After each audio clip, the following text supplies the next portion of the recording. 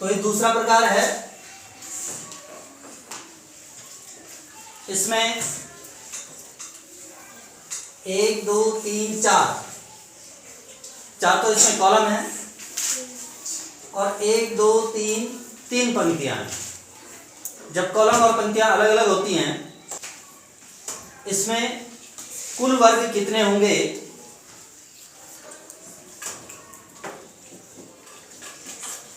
इसके लिए हमने 1 2 3 4 इसमें कॉलम है, उल्टी गिनती में लिख लेने 4 3 2 1 और 3 पंक्तियां हैं 1 2 3, उनको भी उल्टी गिनती में लिख लेना 3 2 1 और यहां चौथा नहीं है तो जहां कुछ नहीं होता 0 होता है। ठीक है जी, इतना हो गया। अब इनको गुणा करेंगे, 4 तिया 3 दुना 2 एकम 1 0, इन सबको जोड़ देंगे 12 और 6 18 और 2 20 और 0,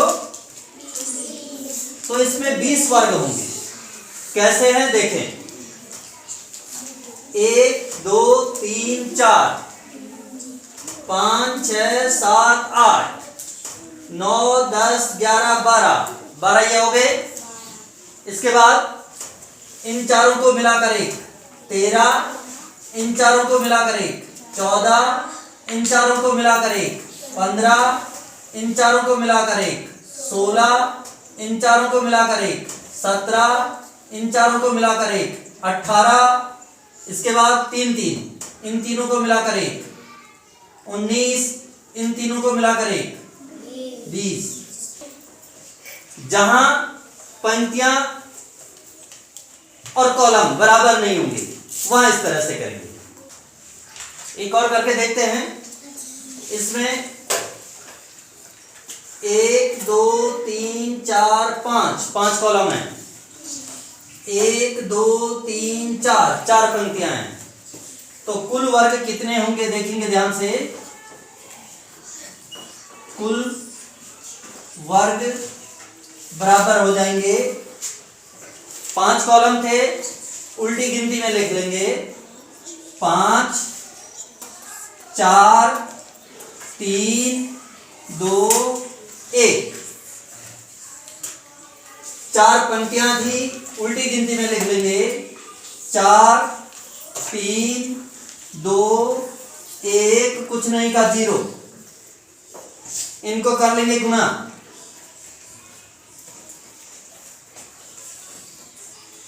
5 चौके 20, 4 तिया 3 दुना 2 एकम 1 0, इन सबको जोड़ देंगे 20 और 12 32 और 6 38 और 2 40, तो इसमें होंगे 40 वर्ग। अब चेक करेंगे 40 वर्ग कैसे। 1 2 3 4 5 6 7 8 9 10 11 12 13 14 15 16 17 18 19 20 हो गए। उसके बाद इन चारों को मिलाकर के 21, इन चारों को मिलाकर 22, इन चारों को मिलाकर 23, इन चारों को मिलाकर 24, इन चारों को मिलाकर 25, इन चारों को मिलाकर 26, इन चारों को मिलाकर 27, इन चारों को मिलाकर 28, इन चारों को मिलाकर 29, इन चारों को मिलाकर 30, इन चारों को मिलाकर 31, इन चारों को मिलाकर 32। अब 3 3, इन तीनों को मिलाकर 33, इन तीनों को मिलाकर 34, इन तीनों को मिलाकर 35, इन तीनों को मिलाकर 36, इन तीनों को मिलाकर 37, इन तीनों को मिलाकर 38, इन चारों को 1 2 3 4, 1 2 3 4, इन चारों को मिलाकर 1, 39 हो गया। इन चारों को मिलाकर 1, यहां से 40, ठीक है। इन चारों को मिलाकर कितना हो गया? 40। इस प्रकार कुल वर्ग 40 हो गए हैं। समझ गए हैं?